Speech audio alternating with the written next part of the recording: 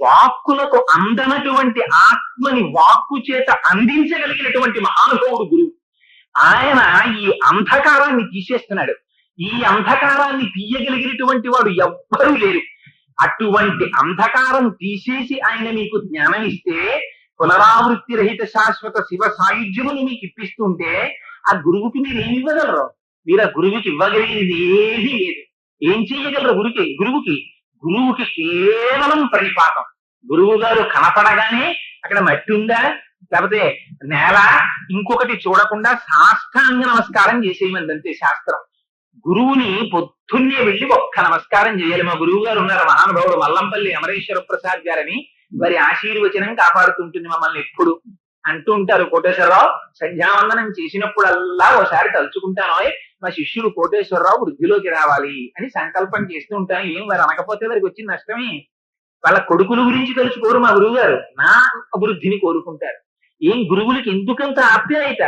గురువు తన కొడుకు కన్నా తన యొక్క జ్ఞానానికి పుత్రుడైనటువంటి శిష్యుడు వృద్ధిలోకి రావాలని కోరుకుంటాడు. తనకి కీర్తి వచ్చిన కన్నా తన శిష్యుడికి ఎక్కువ కీర్తి వస్తుంది అనుకోండి, అసూయ పడడు, పొంగిపోతాడు. బా, ఎంత మంచి కీర్తి తెచ్చుకున్నావో నాయన, ఈ కీర్తి చేత నీకు దృష్టి దోషం తగలకూడదో, నువ్వు వృద్ధిలోకి రావాలంటాడు. ఎవరు అనగలరండి ఈ మాటలు? ఒక్క గురువు అంటాడు.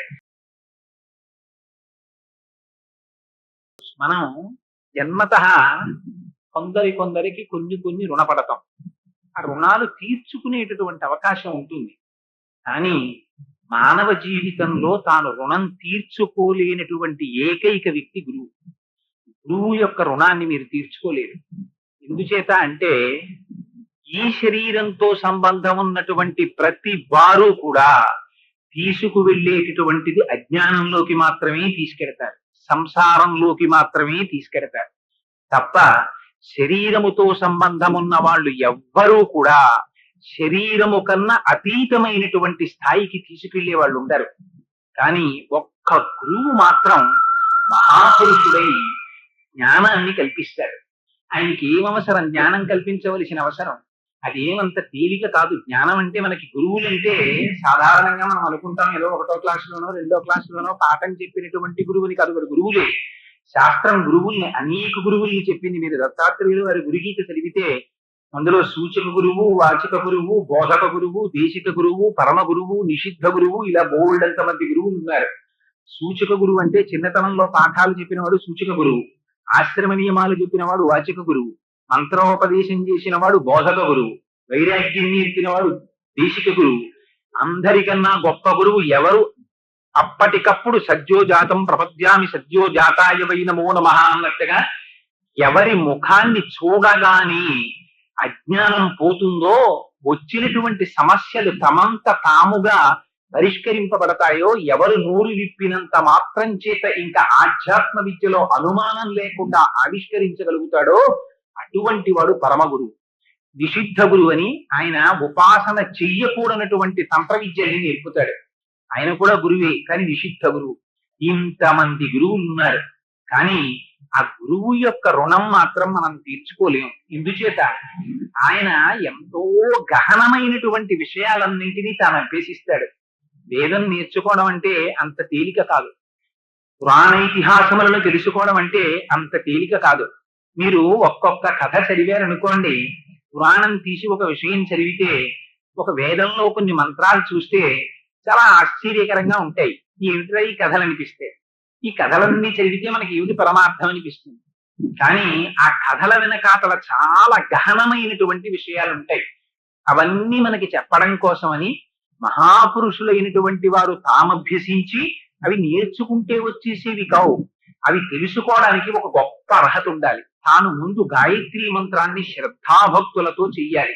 అందుకే ఆచార్యో వేద సంపన్న విష్ణుభక్తో విమత్సర మంత్రజ్ఞో మంత్రభక్తశ్చ సదా మంత్రాశ్రయ శుచి గురుభక్తి సమాయుక్త పురాణజ్ఞో విశేషత ఏవం లక్షణ సంపన్న గురురుద్యభిధీయతే ధియోయో న ప్రచోదయాత్ అని ఆ అమ్మవారి యొక్క అనుగ్రహాన్ని అపేక్షిస్తే, అమ్మవారు బుద్ధిని ప్రకాశింపచేస్తే, ఆ శృతి స్మృతి పురాణములలో ఉండేటటువంటి విషయములు ఏ విధమైన సందిగ్ధము లేకుండా భాషిస్తే, వాటిని తాను తెలుసుకుంటే, అప్పుడు మళ్ళీ ఇంత కష్టపడి నేను నేర్చుకున్నాను, దీన్ని నీకు ఇంత సులువుగా చెప్పేయడనా అనేటటువంటి అరమరిక లేకుండా, దాని మీద ప్రతిఫలాపేక్ష లేకుండా, మేఘము ఏ విధంగా అయితే ఉప్పు నీటి కయ్య అయిన సముద్రము లోపలికి దిగి ఉప్పు నీటిని తాను తాగి తీయటి నీటిగా మార్చి ఆధారము లేని ఆకాశ భాగమునందు ప్రయాణించి వచ్చి ఒకరు అడిగారా అడగలేదా అని చూడకుండా వర్షించడమే తనకి ప్రయోజనం అనుకుని తేలికబడిపోయి అమ్మయ్యా వీళ్ళ దాహార్తి నేను తీర్చేశాననుకుని సంతోషంగా తేలిపోయి వెళ్ళిపోతుంది. అలా గురువేం చేస్తాడు, తన జీవితాంతం గాయత్రీ మంత్రం చేస్తూ తాను శృతి స్మృతి పురాణములను తెలుసుకుంటూ అందులో ఉన్నటువంటి అనేకమైన విషయముల వెనకాతల నిక్షేపింపబడినటువంటి గూఢార్థములను తాలిరింగి వాటిని అయ్యో ఇక్కడికి విడితే క్లేశం కదా, అక్కడికి విడితే కష్టం కదా, నా శరీరానికి అసౌకర్యం ఏర్పడుతుంది అని చూసుకోకుండా త్యాగి అయి నా కర్మణాన ప్రజయా ధనీన త్యాగే నైకే అమృతత్వ మనసు, దీనివల్ల ప్రయోజనం ఉందా అని ఆలోచించకుండా నిండిపోయినటువంటి బింది అంచులు ఇంకా నీరు పట్టలేక జారి కింద పడిపోయినట్టు తాను భగవంతుని యొక్క గుణములను అనుభవించడము చేత కలిగినటువంటి ఆనందము లోపల నిండి నిబిడీకృతమైతే దాన్ని పట్టుకోలేక వాక్కులుగా మారి గురువు యొక్క నోటి వెంట గంగా ప్రవాహంలా వెళ్ళిపోతుంటే ఆ మందాకినిలో తడిసి సంతృప్తులైనటువంటి వారు శిష్యులు. ఆ గురువేమో ఆశిస్తాడు, ఆయన ఏమి ఆశించడు, మీరు ఆయనకి ఇవ్వలేరు. అందుకని గురుగీతలో ఒక మాట చెప్తారు, గుకారస్యంధకారస్తు రుకారస్త నిరోధకృత్ అంధకార వినాశిత్వాత్ గురురుత్య విధీయతే. అజ్ఞానం మనకి జీవితంలో మొట్టమొదటి నుంచే వచ్చేస్తుంది. పిలిచి పేరంటానికి పీట వెయ్యనక్కర్లేకుండా వచ్చేది ఏమిటంటే అజ్ఞానం. అది ఎవ్వరూ అడగక్కర్లేదు, ప్రతి వాడికి పుట్టుకతోనే ఒక విషయం తెలిసిపోతుంది. చంటి పిల్లాడి దగ్గరికి వెళ్ళి ఒరే మీ అమ్మని తీసుకెళ్లిపోతున్నాను రా అన్నాడు అనుకోండి మేనమామ, నాది అమ్మ అంటాడు. వాడికి అప్పుడే మొదలు నేను నాదితో మొదలవుతుంది. ఒరే ఆ బిస్కెట్ ఇవ్వరా అంటే ఇవ్వనంటాడు, దాచేస్తాడు. మనం అది చూసి గడసరితనం రా వీడు వృద్ధిలోకి వస్తాడని సంతోషిస్తాం. ఈ నేను నాది జీవితాంతం పట్టుకుని పీడించేస్తూనే ఉంటాయి. అంత తేలికగా ఇది నాది కాదండి, ప్రపంచం అంతా బ్రహ్మమయం జగత్, ఇందులో నాది కానిదే ఉంది, సమస్తం నిండి వివిడీకృతం అయ్యాను, నేను ఆత్మస్వరూపిని అని ఎంతమంది అనగలరు? ఎవరిని చూసినా ఎన్ని కోట్ల మంది పుట్టినా అందరూ శరీరంతో తాదాత్మ్యం చెందిన వాళ్ళని. అందరం తల్లి తండ్రి అక్క చెల్లి అన్న తమ్ముడు. శంకరాచార్యుల వారికి ఎంత అసహ్యం వేసిందంటే హరిగోవింద స్తోత్రంలో ఆయన ఒక మాట అన్నారు, నలినీజలగత జలమతి తరళం తత్వజ్జీవితమతిశయ చపలం విద్ధిర్వ్యాప్యభిమానగ్రస్తం లోకం శోకచహంత సమస్తం అన్నారు. తామరాకు మీద నీటి బుట్టు ఎంతకాలం ఉంటుంది? ఎవరికి తెలుసు ఎప్పుడు జారిపడిపోతుందో తెలియదు. నిత్యమా జీవితము నీటిపై బుగ్గ, నీటి మీద పెట్టిన బుగ్గ ఆ బుడగ ఎంతకాలం ఉంటుంది ఎవరికి తెలుసు, ఎప్పుడైనా పేలిపోతుంది. ఈ మాత్రం దానికి ఆ బుడక్కి ఎంత అల్లరో ఎన్ని రంగులు దాని మీద. అలా వీడు ఉండేదెంతకాలమో ఎవరికీ తెలియదు. ఎన్ని అనుబంధాలురా, ఎంత ఆశ్చర్యం అంటే ఇన్ని అనుబంధాలు తన శరీరంతో పెట్టుకుంటాడు. ఒకనాడు ఆ ఊపిరి వెళ్ళిపోతే తను ఎవరి గురించి ఇంతకాలం పరితపించాడో వాళ్ళందరూ వచ్చి చుట్టూ నిలబడ్డా వీడు పలకరించేది ఉండదు, వాళ్ళు పలికేది ఉండదు. తీసుకెళ్లి చెట్ట చివరికి గుప్పెడు బూడిదవుతాడో, దోషుడు మన్నవుతాడో, ఆఖరికి ఆ మన్ను బూడిద కానటువంటి ఎముకలు వెంట్రుకలు ఇవి చెట్ల మొదళ్ళని వాటిని పట్టుకు తిరుగుతుంటాయి. ఈ మాత్రం దానికి ఎంత అల్లరో, ఇన్ని స్వరూపాలు మారిపోయాయో. మనిషి అయ్యాం, పందెయ్యాం, పిల్లయ్యాం, కుక్కయ్యాం, ఏది పుట్టినా అక్కడ దానితో సంఘం, అక్కడ భార్య అక్కడ పిల్లలు, ఎవరిది వాళ్ళకే కదండి అల్లరి. మొన్న మా అబ్బాయి అన్నాడు, ఏమంటే మన నాన్నగారు మనం ఈ ఇంట్లోకి వచ్చినప్పుడు బల్లి వచ్చింది గోడ మీదకి, తరిమేస్తానన్నాను. ఫోన్లేరా మనతో పాటు సహజీవనం చేస్తోంది వదిలేయన్నారు మీరు, అది ఇంకో బల్లిని తెచ్చింది, అప్పటికి మీరు చూసి ఫోన్లేరా పెళ్లి చేసుకుని మన ఇంట్లో గృహప్రవేశం చేసింది, అలా ఉండని అన్నారు. 2 బల్లులు గడియారం శాఖ దాక్కున్నాయి. ఓ రోజు పడ్డాను కూడా నేను కుర్చీ నుంచి గడియారం దిగిపోతుంటే బల్లులు బయటకు వస్తే, ఆ తర్వాత ఇప్పుడు అవి 2 పిల్లలు పెట్టాయి, 4 అయ్యాయి, ఇప్పటికైనా వాక్యూమ్ క్లీనర్ తో తోసేయినా అన్నాడు. రే నేను ఒక్కడిని ఉండేవాడిని, మీ అమ్మాయిని పెళ్లి చేసుకున్నాను, నాకు కొడుకో కూతురు పుట్టారు, నా జీవితాన్న బల్లులు చూపిస్తున్నాయిరా, అవి వంశాభివృద్ధి చెంది కొడుకుతో కూతురుతో భార్య భర్త అంత సంతోషంగా గోడ మీద ఉన్నాయి, నేల మీద నేనున్నాను. నాకు కూడా అట్లాంటి కష్టం వస్తే అంత బాధో దాని బాధ అంతే కదరా. అందుకని మన వంశం ఎలా వృద్ధి చెందుతుందో దాని వంశము అలాగే ఆచంద్ర తారార్కవు వృద్ధి చెందుగాక అన్నాడు. అంటే వారు అన్నాడు, నేను ఈ బల్లుని బయటికి పంపించలేను కానీ మనమే ఎలాగో తొందరలో ఇల్లు ఖాళీ చేసేద్దాం అనుకుంటున్నాను కాబట్టి గొడవలేదన్నాడు. అందుకని ఏ శరీరం అయితే ఏమైంది, అయితే బల్లికి బల్లి సంసారం, పిల్లికి పిల్లి సంసారం, కుక్కకి కుక్క సంస్కారం, మనది మనకి సంసారం. కానీ అయ్యయ్యో ఇది కాదోయ్, దీనికన్నా అతీతంగా ఇంకోటి ఉంది. నువ్వు ఈ శరీరం కాదురా నాయనా, దీని లోపల ఒక చిత్ అనేటటువంటిది ఉంది, ఒక స్ఫురత్తు ఉంది. ఆ స్ఫురత్తు నువ్వు, ఆ ఆత్మ నువ్వు అని వాక్కులకు అందనటువంటి ఆత్మని వాక్కు చేత అందించగలిగినటువంటి మహానుభావుడు గురువు. ఆయన ఈ అంధకారాన్ని తీసేస్తున్నాడు. ఈ అంధకారాన్ని తీయగలిగినటువంటి వాడు ఎవ్వరూ లేరు. అటువంటి అంధకారం తీసేసి ఆయన మీకు జ్ఞానం ఇస్తే, పునరావృత్తి రహిత శాశ్వత శివ సాయుధ్యముని మీకు ఇప్పిస్తుంటే, ఆ గురువుకి మీరు ఏమి ఇవ్వగలరు? మీరు ఆ గురువుకి ఇవ్వగలిగినది ఏది లేదు. ఏం చేయగలరు గురువుకి కేవలం పరిపాకం. గురువు గారు కనపడగానే అక్కడ మట్టి ఉందా, లేకపోతే నేల, ఇంకొకటి చూడకుండా సాష్టాంగ నమస్కారం చేసేయమంది అంతే శాస్త్రం. గురువుని పొద్దున్నే వెళ్ళి ఒక్క నమస్కారం చేయాలి. మా గురువు గారు ఉన్నారు, మహానుభావుడు మల్లంపల్లి అమరేశ్వర ప్రసాద్ గారని. వారి ఆశీర్వచనం కాపాడుతుంటుంది మమ్మల్ని ఎప్పుడు. అంటూ ఉంటారు, కోటేశ్వరరావు సంధ్యావందనం చేసినప్పుడల్లా ఓసారి తలుచుకుంటాను, మా శిష్యుడు కోటేశ్వరరావు వృద్ధిలోకి రావాలి అని సంకల్పం చేస్తూ ఉంటాను. ఏం వారు అనకపోతే వారికి వచ్చిన నష్టమే. వాళ్ళ కొడుకుల గురించి తలుచుకోరు మా గురువు గారు, నా అభివృద్ధిని కోరుకుంటారు. ఏం గురువులకి ఎందుకంత ఆప్యాయత? గురువు తన కొడుకు కన్నా తన యొక్క జ్ఞానానికి పుత్రుడైనటువంటి శిష్యుడు వృద్ధిలోకి రావాలని కోరుకుంటాడు. తనకి కీర్తి వచ్చిన కన్నా తన శిష్యుడికి ఎక్కువ కీర్తి వస్తుంది అనుకోండి, అసూయ పడడు, పొంగిపోతాడు. బా ఎంత మంచి కీర్తి తెచ్చుకున్నావో నాయన, ఈ కీర్తి చేత నీకు దృష్టి దోషం తగలకూడదో, నువ్వు వృద్ధిలోకి రావాలంటాడు. ఎవరు అనగలరండి ఈ మాటలు? ఒక్క గురువు అంటాడు. అందుకని ఆ గురువు ఎటువంటి వాడు?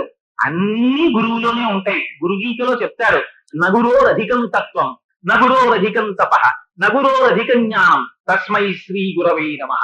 ఆ గురువు కన్నా తపస్సు లేదు, ఆ గురువు కన్నా జ్ఞానం లేదు, ఆ గురువు కన్నా తత్వం లేదు. ఆ గురువు పాదములు పట్టుకుని నమస్కరిస్తే ఆ గురువులోనే బ్రహ్మ ఉన్నాడు, ఆ గురువులోనే విష్ణు ఉన్నాడు, ఆ గురువులోనే శివుడు ఉన్నాడు, ఆ గురువే పరబ్రహ్మమై ఉన్నాడు. గురువుకి నమస్కరించారా, అందరి దేవతలకి నమస్కారం చేసేసినట్లే. అందరూ దేవతలు గురువులోనే ఉంటారు.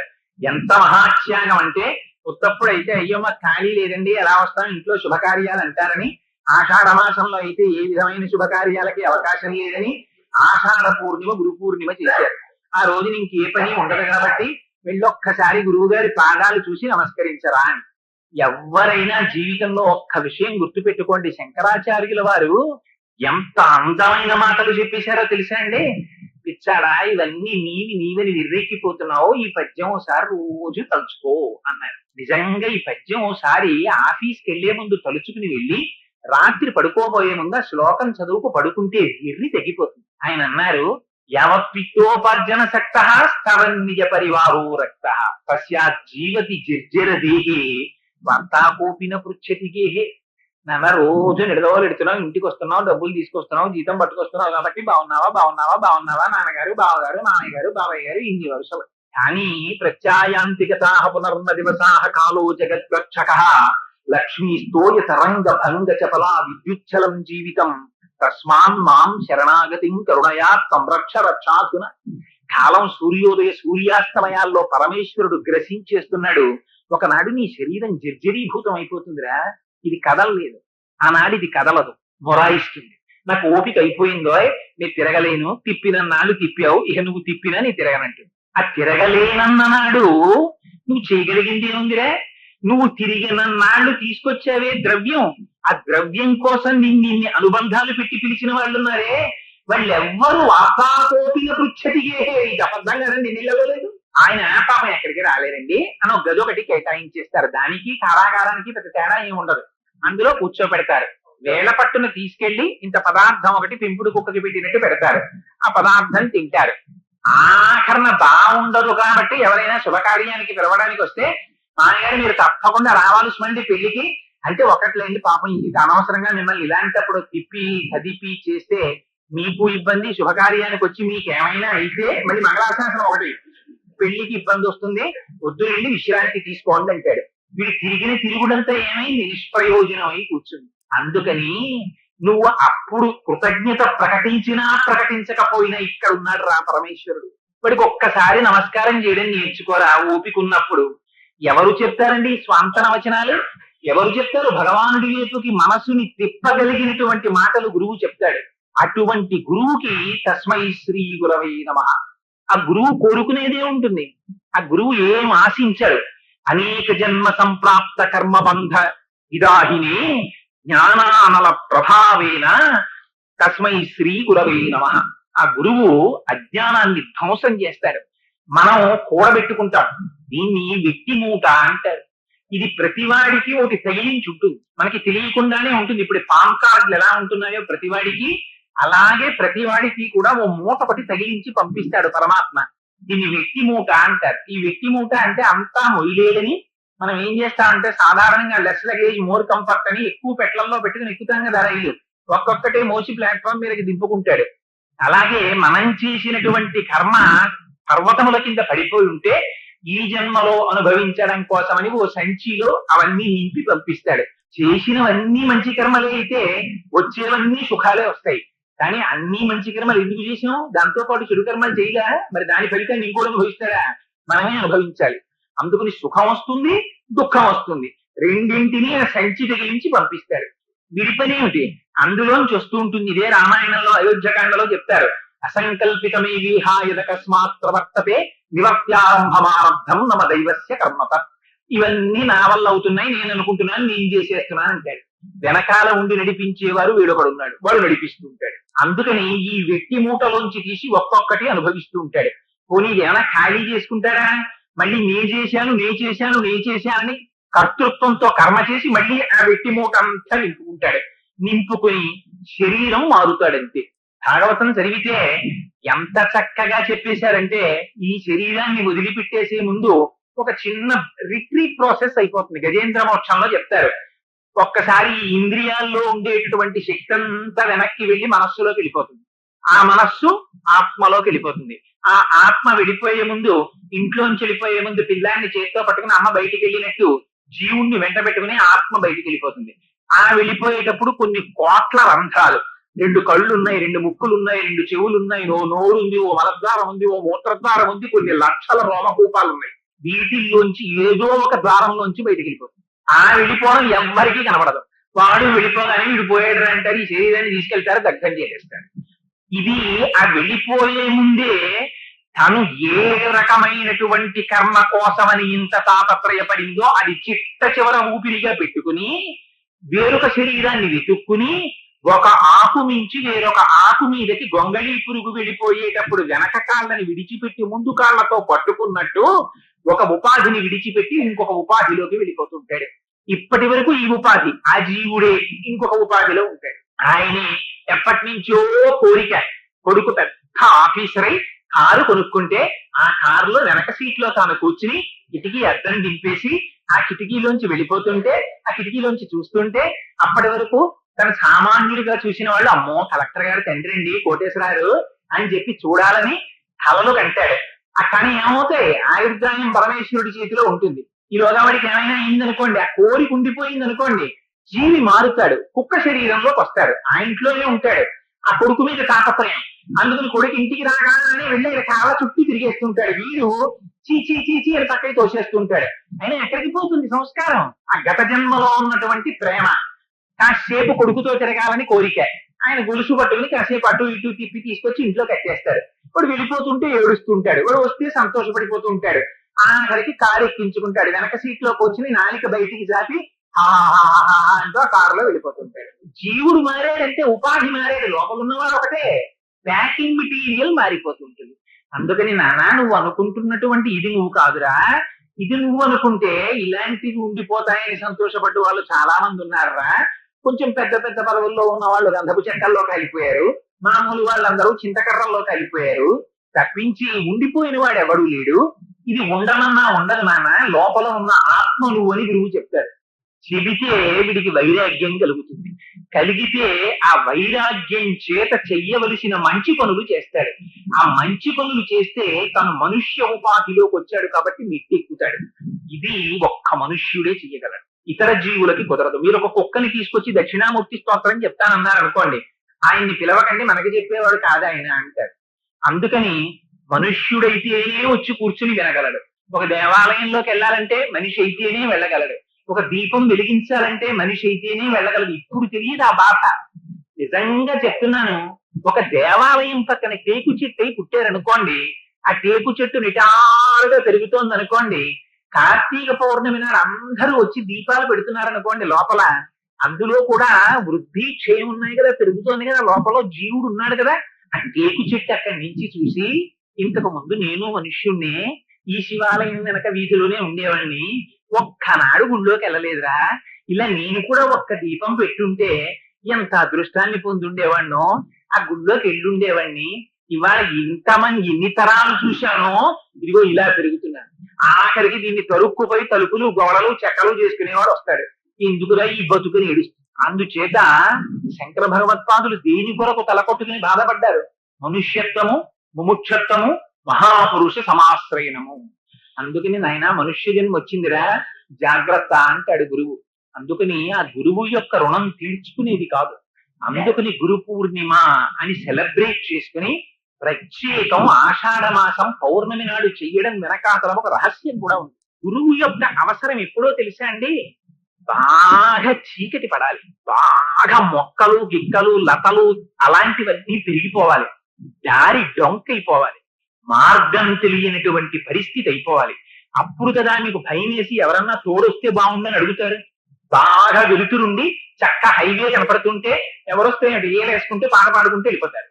ఆషాఢ మాసం వస్తే అదిగో అటువంటివన్నీ ప్రారంభం అవుతాయి. ఆషాఢ మాసంలో ఆకాశం అంతా మేఘావృతం అయిపోతుంది, చీకటి పడిపోతుంది. ఎక్కడ చూసినా లతలు తీగలు చెట్లు మొక్కలు అన్నీ పెరిగిపోతాయి, నామరూపాత్మకమైనటువంటి జగత్ ఏర్పడిపోతుంది. అప్పటి వరకు ఏ గింజ ఏదో తెలియదు, భూమి మీద పడిపోయి ఉంటుంది. వర్షపు చినుకొచ్చి ఆ గింజని తగులుతుంది, నామం వస్తుంది, రూపం వస్తుంది. ఆ రూపం చూసి వెంటనే అంటాడు ఇంటి యజమాని, అబ్బో పనస మొక్క లేచిందే ఇంట్లో, దీనికి కుదురు కట్టి అంటాడు. మిగిలిన వాటిని పీక అవతల పారేస్తాడు. అందుకని నామరూపాత్మకమైన జగత్ వస్తుంది. ఇక్కడ కూడా అంతే, ఇక్కడ కూడా అజ్ఞానం అనేటటువంటి చీకటి ఏర్పడుతుంది. ఈ అజ్ఞానం అనేటటువంటి చీకటిలో ఆశ మోహము అనేటటువంటి లతలు పెరిగిపోయినప్పుడు గురువు అనేటటువంటి వాడు బయలుదేరి, రమణ మహర్షి అంటాడు గురువుది సింహనామం. గురువు ఒక్కసారి నోరు విప్పి మాట్లాడాడు అనుకోండి, వెంటనే అప్పటి వరకు ఉన్నటువంటి అజ్ఞానం వెనక్కి తిరిగి పారిపోతుంది. సింహం ఒక్కసారి అరణ్యంలో లేచి గర్జించింది అనుకోండి, మిగిలిన జంతువులన్నీ పారిపోతాయి సింహగర్జన వినేసరికి. గురువు ఒక్కసారి పీఠం మీద కూర్చుని ఆత్మబోధ చేశాడు అనుకోండి, అప్పటి వరకు ఉన్న అజ్ఞానం పటాపంచలైపోతుంది. విద్యతే హృదయ గ్రంథి చింజంతే సర్వ సంశయా క్షీయంతే చాస్యకర్మాణి తస్మిన్ దృష్టే పరామరి. ఆ గురువుకి ఇది ఉండాలని కోరిక ఏమీ ఉండదు. తాను శరీరము కాదు, తను కేవలం ఆత్మ. ఆ గోడ మీద చూడండి రమణుల్ని, వారికి ఏమిటి, వారికి ఏం అక్కర్లేదు. ఆ గోచి కూడా ఆయన ఎందుకు పెట్టుకున్నారు? బాగున్నది మహాప్రభో పెట్టుకోండి శిష్యులు అంటే పెట్టుకున్నారు, లేకపోతే ఆయనకి ఆ గోచి కూడా అక్కర్లేదు. అసలు శరీరమే నేను కాదు, ఇంకా ఆభావనతో ఉన్నవాడిని మీరు కొడతారా, తిడతారా, కోస్తారా, ఏం చేస్తారు? ఏం చేసినా ఆయనకి బెంగలేదు. ఆయనకి సర్కోమా వచ్చింది, ఆయనకి ఏం బెంగలేదు. పుండు, ఈ శరీరం ఏవో పుండు, దీనికో పుండు పుట్టింది, మళ్ళీ దాని గురించి నాకు బెంగ ఏమిటన్నారు. ఇదిగో ఆ స్థితికి గురువు పెడతాడు. అందుకే గురువు యొక్క దర్శనం చేస్తే చాలు, గురువు యొక్క నడువడి చూస్తే చాలు, వెంటనే ఏం మహానుభావుడ్రా అని ఆయన తేజస్సు చేత, ఆయన నడువడి చేత అలా ప్రవర్తించాలనిపిస్తుంది. శ్రీభాష్యం అప్పలాచార్య స్వామి వారని కాకినాడలోనే ఉండేవారు మహానుభావుడు.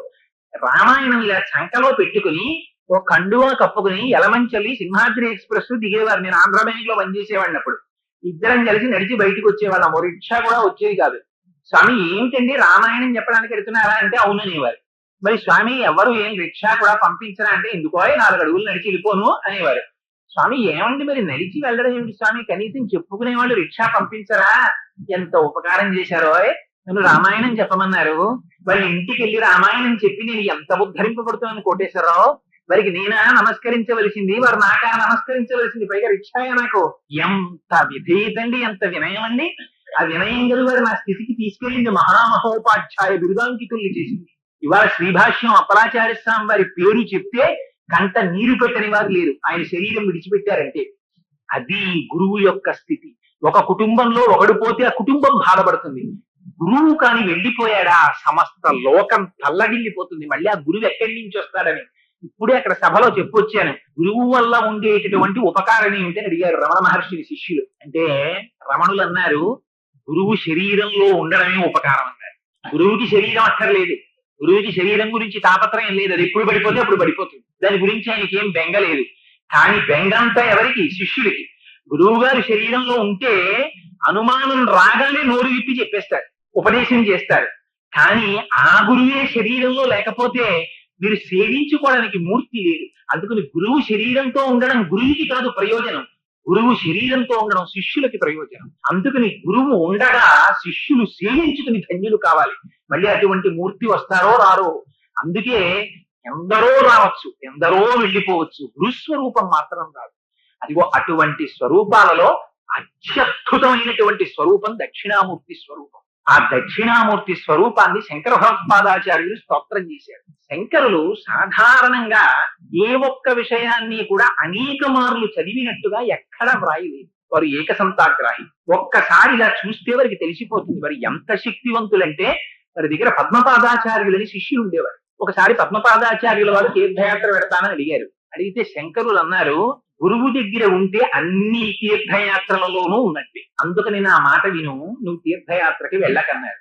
అంటే పద్మపాదాచార్యుల వారు అన్నారు, లేదండి నాకు యాత్ర చెయ్యాలని కోరిక పుట్టింది, అందుకని వెళ్ళాలనుకుంటున్నాను అన్నారు. అంతకు మించి గురువులు నిగ్రహించి అందుకని ఆయన అన్నారు, సరేనైనా నీకంత బలీయమైన కోరిక పుడితే వెళ్ళిరా అన్నారు. పద్మపాదాచార్యుల వారు వార్తికం రాశారు శంకరుల యొక్క సూత్రాలకి. ఆ వార్తికాలు పట్టుకుని దక్షిణ భారతదేశానికి రామేశ్వరం వెడుతూ మధ్యలో వాళ్ళ మేనమామ గారింటికి వెళ్ళారు. ఆయన అద్వైత సిద్ధాంతానికి వ్యతిరేకం. ఆయన ఈ వ్యాఖ్యానాలన్నీ విన్నాడు. ఇవి కానీ పొద్దున్న వ్యాప్తి చెందితే మా సిద్ధాంతానికి ఇబ్బంది వస్తుందని ఆయనతో అన్నాడు, నువ్వు రామేశ్వరం వెడుతున్నావు కదా, అది చాలా గహనమైన ప్రయాణం, అందుకు నువ్వు అక్కడికి వెళ్ళినప్పుడు ఏమైనా ఇబ్బంది ఏర్పడి ఈ వార్తికాలు పోతే మళ్ళీ ఎక్కడి నుంచి వస్తాయి, ఇంత కష్టపడి రాశావు, మా ఇంట్లో పెట్టి వెళ్ళు, భద్రంగా ఉంచుతానన్నాడు. ఆ ఇంట్లో పెట్టుకున్నాడు. పాపం పద్మపాదాచార్యుల వారు వెళ్ళిపోయారు. ఆయనకి బెంగ ఇదే పట్టుకుంది. ఈ వార్తికాలు చదివి పొద్దున్న వ్యాఖ్యానాలు చేయడం మొదలు పెడితే మన సిద్ధాంతాలు నిలబడవు, అందుకని ఈ వార్తికాలు బయటికి వెళ్ళకూడదు, ఏం చేసి వీటిని నాశనం చేసేయాలని ఆలోచించాడు. అదొక్కటి పోయాయంటే నమ్మడు పద్మపాదాచార్యుల వారు. అందుకని వాటిని ఇంట్లో పెట్టి తన ఇల్లు కాల్చేసుకుంటాడు. కాల్చేసుకుని పద్మపాదాచార్యుల వారు తిరిగి వచ్చిన తరువాత కౌగిలించుకుని, అయ్యో మేనల్లుడా ఎంత పొరపాటు జరిగిందిరా, ఇల్లు కాలిపోయింది, అందులో వార్తికాయలు కాలిపోయింది. పద్మపాదులు అన్నారు, దానికి ఎందుకు అంత బెంగ పెట్టుకున్నావు? బెంగ పెట్టుకోకు, నేను ఇక్కడే కూర్చుని వార్తికాలు మళ్ళీ రాసేస్తానన్నాడు. కానీ మళ్ళీ శంకరులు చెప్పిన సూత్రాలు ఒక్కొక్కటి గుర్తు తెచ్చుకోవడం, మళ్ళీ వ్యాఖ్యానం రాసేస్తున్నాడు. మేనమామ గారు అడిగిపోయాడు, ఇప్పుడు మళ్ళీ రాసేస్తున్నాడు రాని. ఆ భిక్ష పెట్టేటప్పుడు అందులో బుద్ధికి మాంజ్యం వచ్చేటటువంటి పదార్థాన్ని కలిపి పెట్టేశారు. ఆ పెట్టేయడంలో అసలు ఏమి జ్ఞాపకానికి వచ్చేవి కావాలి. అప్పుడు జ్ఞాపకానికి వచ్చింది, గురువులు నువ్వు ఎక్కడికి వెళ్ళకన్నారు, నేను స్వతంత్రించి బయలుదేరాను. ఎక్కడున్నారు శంకరులు అని అడిగాడు. అడిగితే అప్పటికి శంకరులు కేరళ రాష్ట్రం దాటి కర్ణాటకలో ప్రవేశిస్తున్నారు, అక్కడ ఉన్నారన్నారు. పరుగును వెళ్ళి శంకరాచార్యుల వారు ఒక ఆలయంలో ఉన్నారు. అప్పుడు వెళ్ళి శంకరాచార్యుల వారి పాదాల మీద పడిపోయారు. పడిపోగానే కన్నుల వెంట నీరు కాళ్ళను కట్టి ఏడిచారు. ఏమైందని అడిగారు. మహానుభావ, నేను వ్రాసిన వార్తికాలు మా మేనమామ తగలబెట్టేశాడు, నేను మళ్ళీ రాస్తున్నానని నా బుద్ధికి మాంజ్యం వచ్చే పదార్థం పెట్టేశాడు, నాకేమీ స్ఫురణలో లేదు అన్నారు. శంకరులు అన్నారు, దీనికంత బెంగ పెట్టుకుంటావు, ఆనాడు నువ్వు దీనికి ఒక్కసారి ముందు మాట వ్రాతులు కానీ చూడండి అని నాకు ఇచ్చావు కదా, ఆ వార్తికి ఇలా తిప్పాను, ఇప్పుడు నేను చెప్తాను రాసుకో అని మళ్ళీ చెప్పేశాడు. ఉన్నది ఉన్నట్టు విశ్వనాథ సత్యనారాయణ గారు చెప్పేవారిలాగా. విశ్వనాథ సత్యనారాయణ గారు పడక కుర్చీలో కూర్చుని, విశ్వనాథ పావని శాస్త్రి గారిని వాళ్ళ అబ్బాయి, విశ్వనాథ సత్యనారాయణ గారు అంటే హడల్ కొడుకులకి, కింద కూర్చుని ఆయన చెప్తుంటే రామాయణ కల్పవృక్షం రాస్తున్నారు. రాస్తుంటే ఖచ్చితంగా 32వ పేజీ నుంచి 72వ పేజీ వరకు ఎక్కడ పారేశారు ఆ పిల్లలు. పారేసిన తర్వాత విశ్వనాథ సత్యనారాయణ గారు అంటే భయపడిపోయి ఆఖరికి చెప్పారు, ప్రింట్కి ఇచ్చే ముందు 40 పేజీలు ఎక్కడో మిస్ అయిపోయాయి అన్నారు. ఎందుకు దాని గురించి బెంగ పెట్టుకుంటావు, మళ్ళీ రా అని పడక కుర్చీలో పడుకుని మళ్ళీ చెప్పారు. చెప్తే దాన్ని మళ్ళీ రాశారు. రాసిన తర్వాత 40 పేజీలు మళ్ళీ దొరికాయి. ఎక్కడ దొరికితే దొరికాయా అని చెప్పి ఇందులోవి చూశారు, ఒక అక్షరం మారలేదు, మళ్ళీ చెప్పేశారు. అది అప్పలాచార్య స్వామివారి ఇంటికి విశ్వనాథ సత్యనారాయణ గారు వచ్చారు. వృద్ధుట్ నుంచి మధ్యాహ్నం వరకు గాయత్రీవంతం చేసేవారు. విశ్వనాథ సత్యనారాయణ గారింటికి సాయంకాలం పూట్లు ఎవరైనా వెళ్లి గేటు తీస్తుంటే వాడికి మెళ్ళో యజ్ఞోపవీతం ఉన్నవాడైతే, ఏమిరా సాయంకాలం వేళ ఇలా తిరుగుతావు, సంధ్యావందనం చేశావా అని దెబ్బలాడేవారు. వెళ్ళు. ఒకవేళ వాళ్ళ ఇంటికి వెళ్ళిపోయి అక్కడ కూర్చుని ఉంటే నువ్వు వెళ్ళు, ఆ గదిలో వెళ్ళి సంధ్యావనం చేయి, సంధ్యావనం చేసినా అప్పుడు మాట్లాడతాననేవారు.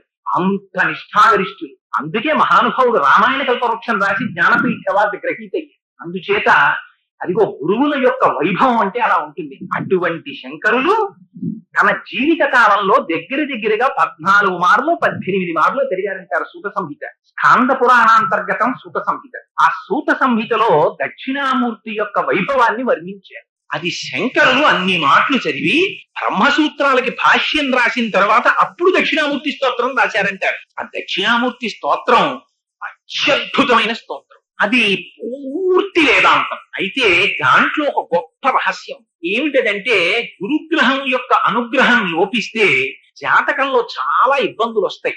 ఇది గురువుల్ని స్తోత్రం చేసింది దక్షిణామూర్తి స్తోత్రం. అందుకని దక్షిణామూర్తి స్తోత్రాన్ని చదివినా, దక్షిణామూర్తి దేవాలయానికి వెళ్ళినా గురువుల యొక్క కటాక్షం కలుగుతుంది. తమిళనాడు అంతా దక్షిణామూర్తి దేవాలయాలు, సుబ్రహ్మణ్య దేవాలయాలు ఉంటాయి. సుబ్రహ్మణ్యుణ్ణి ఆరాధించి కుజగ్రహం తాలూకా ఇబ్బందుల నుంచి తప్పుకుంటారు. దక్షిణామూర్తి దేవాలయానికి వెళ్ళి గురుగ్రహం యొక్క అనుగ్రహాన్ని సంపాదించుకుంటారు తమిళులు. అందుకే మనకి ప్రాంతీయ పార్టీ పాలించిన అన్ని ఇండస్ట్రీస్ అక్కడే ఉంటాయి. అంత ఐశ్వర్యం.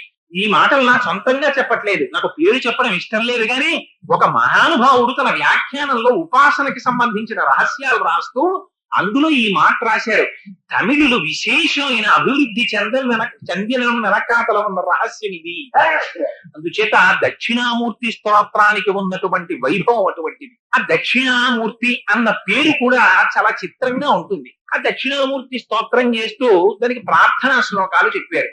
అందులో శంకరులు అంటారు, మౌన వ్యాఖ్య ప్రకటిత పరబ్రహ్మతత్వం యువానం వర్షిష్టాంతే వసదృశిగణైరావృతం బ్రహ్మనిష్టై ఆచార్యేంద్రం కరకలిత చిన్ముద్రమానంద రూపం స్వాత్మారామం ఉదిత వదనం దక్షిణామూర్తి నీడే. మౌన వ్యాఖ్య ప్రకటిత పరబ్రహ్మతత్వం యువానం. ఆయన మౌన వ్యాఖ్య చేశారు. ఇది పరస్పర విరుద్ధమైనటువంటి మాట.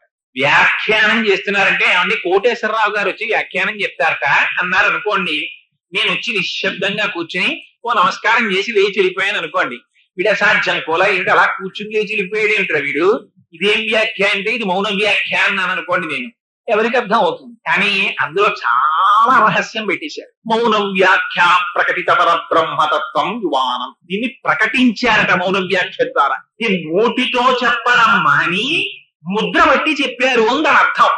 అంటే అన్ని నోటితో చెప్పక్కర్లేదు, ఒకటి ముద్ర పట్టారు, ముద్ర బట్టి చెప్పేశారు. ఆ చెప్పేటప్పుడు ఎవరున్నారు? చిత్రం బటతరోర్మూలే వృద్ధా శిష్యా గురుర్యువా గురోస్తు మౌనం వ్యాఖ్యానం శిష్యాస్తు ఛిన్న సంశయా. ఇది ఒక విచిత్రమైనటువంటి లక్షణం. చిత్రం బటతరోర్మూలే, ఒక బ్రహ్మాండమైనటువంటి వటవృక్షం కింద దక్షిణామూర్తి కూర్చున్నారు. దక్షిణామూర్తికి అభిముఖంగా కూర్చున్న వాళ్ళు ఎవరు? వయస్సులో అపారమైనటువంటి వృద్ధులైన సనక సనందల వంటి ఆ సనత్కుమారుడు మొదలైనటువంటి వాళ్ళందరూ కూడా ఆయన చుట్టూ కూర్చున్నారు. చిత్రం వటతరోర్మూలే వృద్ధా శిష్య గురుర్యువా. గురువు గారు అందరికన్నా యువకుడు గురువు గారు. గురువు గారు కూర్చుని దక్షిణామూర్తి స్తోత్రం చెప్తున్నారు. వింటున్న శిష్యులందరూ వృద్ధులు. గురోస్తు మౌనం వ్యాఖ్యానం. గురువు గారు మౌనంగా వ్యాఖ్యానం చేశారు, నోరు విప్పి చెప్పలేదు. శిష్యాస్తు ఛిన్న సంశయా. శిష్యుల యొక్క అనుమానాలన్నీ తీరిపోయాయి. ఇంతకు ముందు ఎందరు గురువుల దగ్గరకో వెడితే నోరు విప్పి చెప్పారు, ఎవరికి తీరలేదు, అనుమానాలు పెరిగిపోయి దక్షిణామూర్తి దగ్గరికి వచ్చారు, నోరు విప్పి చెప్పకుండా మొదలుపెట్టారు. ఆయన వాళ్ళ సంశయాలు తీరిపోయి అమ్మయ్య బ్రహ్మం అంటే ఏమిటో మాకు ఇప్పుడు అర్థమైందని వాళ్ళు సంతోషంగా వెళ్ళిపోయారట. ఇలాంటి దక్షిణామూర్తిని ఆరాధన చేస్తే గురవే సర్వలోకానాం విషజే భవరోగినాం నిధయే సర్వ విద్యానాం దక్షిణామూర్తయే నమః అన్నారు శంకరాచార్య వారు. గురవే సర్వలోకానాం, సమస్త లోకములకు కూడా ఈ దక్షిణామూర్తి గురువు. గురవే సర్వలోకానాం భిషజే భవరోగినాం. భవరోగానికి భిషక్ అంటే ఆయన వైద్యుడు. నిధయే సర్వ విద్యానాం, అన్ని విద్యలకు ఆయన నిధి. దక్షిణామూర్తయే నమః. అటువంటి వారికి నమస్కరిస్తున్నాను. గురవే సర్వలోకానాం, అన్ని లోకములలో ఉండేటటువంటి వారికి దక్షిణామూర్తి గురువు. భిషజే భవరోగినాం. పరమశివుడికున్నటువంటి చాలా చిత్రమైనటువంటి పేర్లలో భవ అని ఒక పేరు. ఆయనకి పరమశివుడికి పూజ చేసేటప్పుడు ఓం నిధనపతయే నమః, ఓం నిధనపతాంతికాయ నమః, ఓం ఊర్ధ్వాయ నమః, ఓం ఊర్ధ్వలింగాయ నమః అంటూ ఓం భవాయ నమః, ఓం భవలింగాయ నమః అంటారు. అమ్మవారికి వెంటనే పక్కన ఓ మాట చెప్తారు, ఓం భవస్య దేవస్య పత్ని నమః అంటారు. ఏంటి నామం? దీని లింగ పురాణం వ్యాఖ్యానం చేసింది. లింగ పురాణంలో ఈ భవ అన్న నామం గురించి చెప్తూ ఒక అందమైన వ్యాఖ్యానం చెప్పారు. జగత శైలాత్మిక భవ ఇత్యుచ్యతే మూర్తిర్భవస్య పరమాత్మన అన్నారు. పరమశివుడు నీటి రూపంలో ఉంటాడు. ప్రాణాలు నిలబడేటటువంటిది ఆహారానికి నిలబడవు, నీటికి నిలబడతాయి.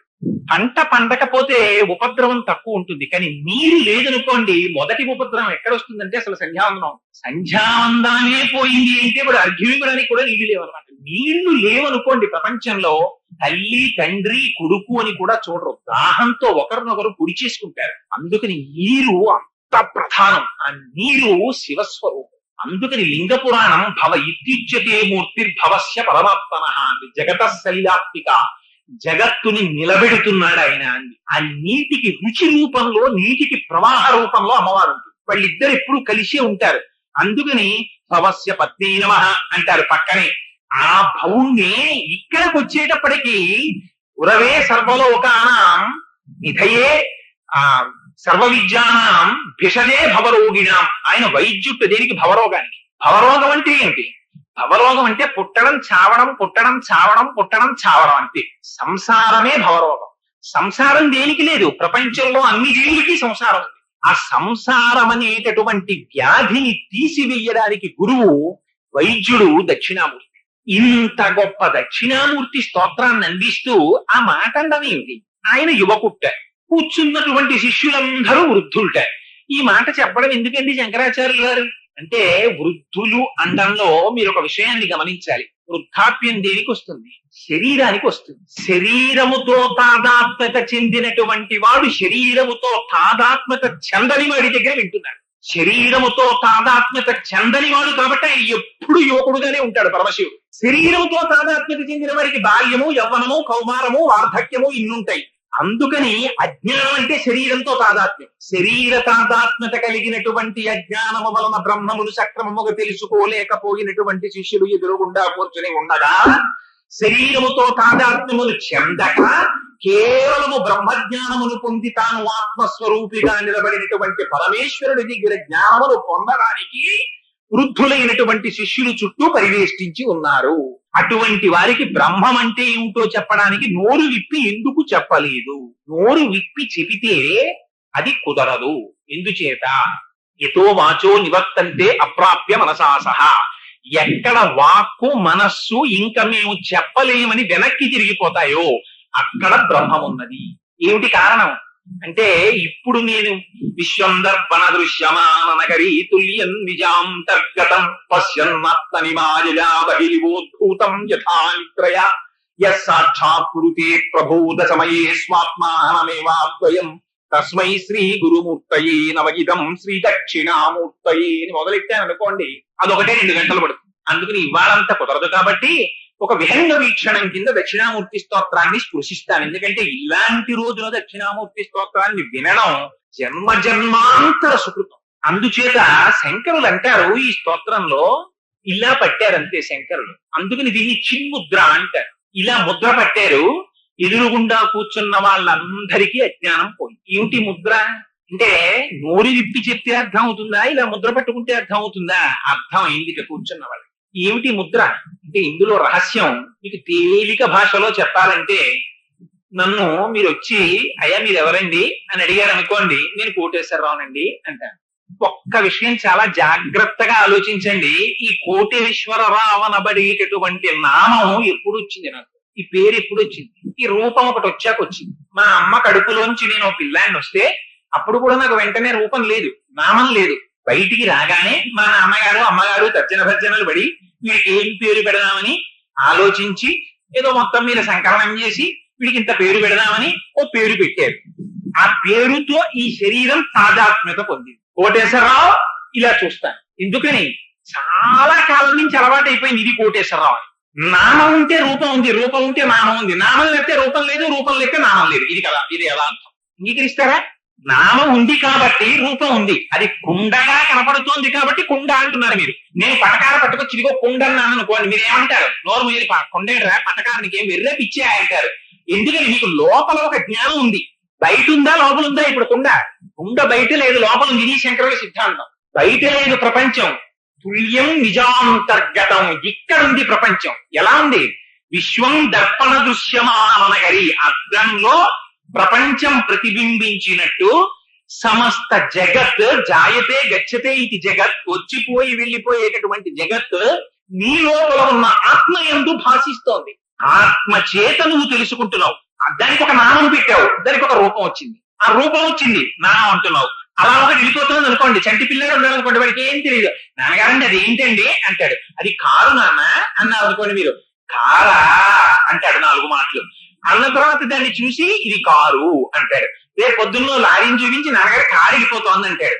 అది కారు కాదురా, అది లారీ అంటాడు. ఏం నాన్నగారు అది ఇలాగే వెళ్ళిందిగా అంటే అందులో మనుషులు కూర్చుంటారా, ఇందులో సరుకులు వేస్తారు, తేడా చెప్తారు. ఇప్పుడు కొంచెం పెద్దవాడైన తర్వాత ఇది లారీ, ఇది కారు.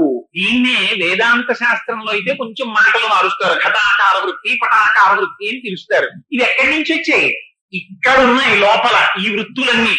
మిగిలిన వాటికి వేటికి జ్ఞానం లేదు. ఇవేం చెప్పవు. మీరు చాలా జాగ్రత్తగా గమనించాలి దక్షిణామూర్తి స్తోత్రాన్ని.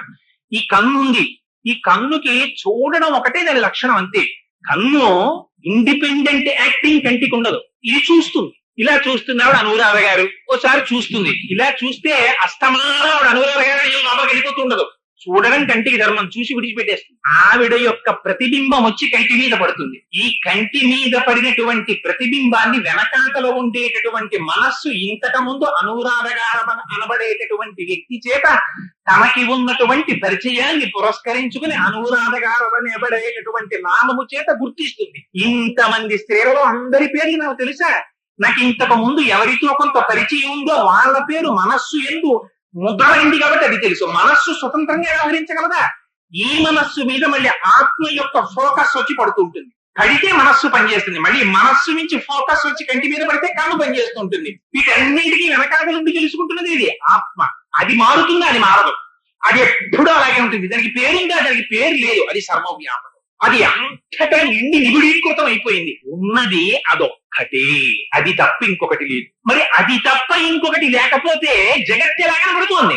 అదేంటండి ఏమంటున్నారు? ఇల్లు కనబడుతోంది, అనురాధ గారు కనబడుతున్నారు, రాజ్యలక్ష్మి గారు కనబడుతున్నారు, నేను కనబడుతున్నాను, మీరు కనబడుతున్నారు అంటే శంకరులు అంటారు ఎంత గొప్ప సిద్ధాంతం చెప్పారో చూడండి. అబ్బాయి నువ్వు అనుభవం గురించి కదా మాట్లాడుతున్నావు, నాకు ఈ అనుభవం ఉందండి, నేను చూశానండి అని కదా అంటున్నావు. పశ్యన్ ఆత్మనిమాయా బహిరివోద్భూతం యథా నిద్రయ. నీకు నిద్రలో అనుభవాలు లేవా? నువ్వు నిద్రపోయావు, నిద్రపోయినప్పుడు నువ్వు కలలో కలగాంచావు, నిన్ను రాజభటులు పట్టుకుని తీసుకెళ్లి స్తంభానికి కట్టేశారు, నిన్ను కొరణాలతో కొడుతున్నారు, విపరీతమైన బాధ, అబ్బా ఎంత బాధో అంటున్నావు. తిరిగి వచ్చింది. ఇప్పుడు ఏమన్నావు? ఆ బేదంతా కళ అన్నావు. కళలో ఉన్నది అబద్ధం ఎందుకైంది? మరి అనుభవం ఉందా లేదా? అక్కడ కళలో ఉన్న అనుభవం జాగృతిలో అబద్ధం అయితే జాగృతిలో ఉన్న అనుభవం కళలో అబద్ధమే కదా. ఇక్కడ మీరు చూస్తున్నటువంటి ఈ ప్రపంచం అంతా కళలో లేదు. కళలోకి వెళ్ళేటప్పటికీ ఇవన్నీ పోయి కొత్తది వస్తోంది. అక్కడ దాంతో తాదాత్మ్యం చెందుతోంది మనస్సు. జాగృతిలో దీంతో అనుభవం చెందుతోంది. కాబట్టి ఇది ఏది సత్యం కాదు కాబట్టి దీంతో ఇలా అనుభవం చెందుతున్నావు. ఇది ఒక ఫాల్స్ ఇంప్రెషన్. దీన్ని ఇంగ్లీష్ లో సూపర్ ఇంపోజిషన్ అంటారు. ఇది ఎందుకు వచ్చింది? ఈ జగద్భావన అంటే బ్రహ్మమునందు జగత్తుని భ్రాంతి చేత చూస్తున్నాం. ఉన్నది బ్రహ్మం ఒక్కటే ఉంది. కొంచెం ఆ తాడు కదిలింది అనుకోండి, పాము యొక్క కదలికలాగే అనిపిస్తోంది. పడుతుంది అని మెల్లిమెల్లిగా అడుగులు వెనక్కేస్తాడు. ఎప్పుడు పోతుంది ఈ భ్రాంతి? పాము భయంతో అడిగిపోయి ఇంకా ఇంకా ఇంకా ఇంకా జ్ఞానంలోకి వెళ్ళిపోతూ ఉంటాడు. అప్పుడు మార్చగలిగింది ఏమిటి? ఏది మార్చదు తన అభిప్రాయాన్ని. ఏది మారుస్తుంది? ఒక్క దీపమే మారుస్తుంది. ఒక దీపం పట్టుకొచ్చాడు అనుకోండి, పావుందా? పాము తళుకుందా? పాము పడగుందా? లేకపోతే పావుకి విషం ఉందా? ఇవేమైనా ఉన్నాయా? అన్ని పోయాయి. ఏముంది? ఉన్నతాడే ఉంది. జ్ఞానము చేత చూస్తే అంతర్బహిష్ట తత్సర్వం వ్యాప్య నారాయణ స్థిత. అంతటా ఉన్నది బ్రహ్మమే ఉంది. ఈ బ్రహ్మము మీద మీరు జగత్తుని సూపర్ ఇంపోజ్ చేస్తున్నారు. పాము మీద తాడుని చూపించినట్టు, సముద్రము మీద బుడగని చూపించినట్టు మీరు మట్టి ఒక్కటే మట్టి ఉంది, ఆ మట్టే కొండవుతోంది, ఆ మట్టే మూకుడవుతోంది, ఆ మట్టే అట్లకాడవుతోంది. ఇన్ని అవుతోంది. ఉన్నది ఒకటే పదార్థం, దానికి మీరు రూపం ఇస్తే నామం వస్తోంది, నామం ఇస్తే రూపం వస్తోంది, నామం పోతే రూపం పోతోంది, రూపం పోతే నామం పోతోంది, రెండూ పోతే తన సహజ స్థితిలోకి వెళ్ళిపోతాం. అందుకని ఉన్నది బ్రహ్మం ఒక్కటే. ఉన్న బ్రహ్మమును నువ్వు 3 స్థితిలలో చూస్తున్నావు. ఏమిటవి? ఒకటి స్వప్నము, జాగ్రత్త, సుషుప్తి.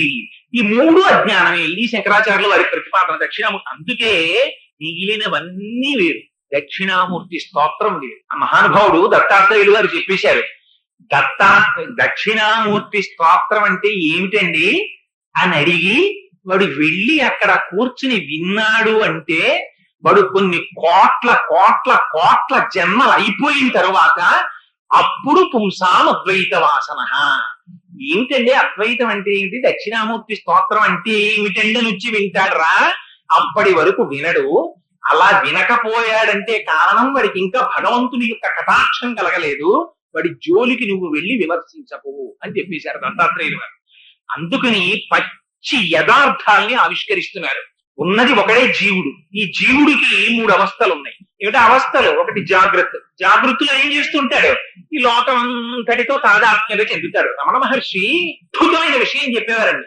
నేను పొద్దున్నే లేచి మా ఆవిడ క్యారేజీ కట్టిచ్చేస్తుంది, ఆ బ్యాగ్ బోర్డు పట్టుకుని గబగబా స్కూటర్ వేసుకుని దాన్ని పట్టుకెళ్ళి ఎక్కడో పెట్టి ఆ స్కూటర్ ని ఆ బ్యాగ్ పెట్టుకుని ప్యాసింజర్ ఎక్కి సామర్లకోటలో దిగి ఈస్ట్ కోస్ట్ ఎక్కి నిడదవోలులో దిగి ఆటో ఎక్కి ఆఫీస్కి వెళ్తాను.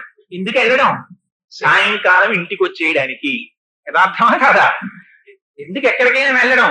మళ్ళీ ఇంటికి వచ్చేయడానికి. వాడు లండన్ వెళ్ళిపోయాడు, అల్జీరియా వెళ్ళిపోయాడు, అమెరికా వెళ్ళిపోయాడు. ఎందుకు వెళ్ళిపోయాడు? ఇంటికి వచ్చేయడానికి. ఎక్కడికైనా ఏం చేస్తాడు? వాడి పరమ ప్రయోజనం తిరిగి ఇంటికి వచ్చి వేయుట. అంతేగాని అమ్మాయి వెళ్ళిపోయాను నిడదవోల్ అని వెళ్ళిపోతానేంటి నేను.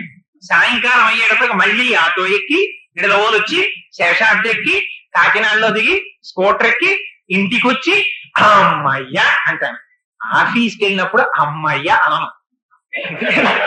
ఇంటికి వస్తే అంటాను. ఎందుకని అది నా స్వస్థానం. అంటే నేను పని దొంగ కింద నన్ను లెక్క కట్టి అనుకోకండి మహాప్రభు, నేను ఒక ఉదాహరణకి చెప్పానంతే. ఇది ఎందుకనో తెలుసండి, ఇంద్రియాలు కూడా అంతే.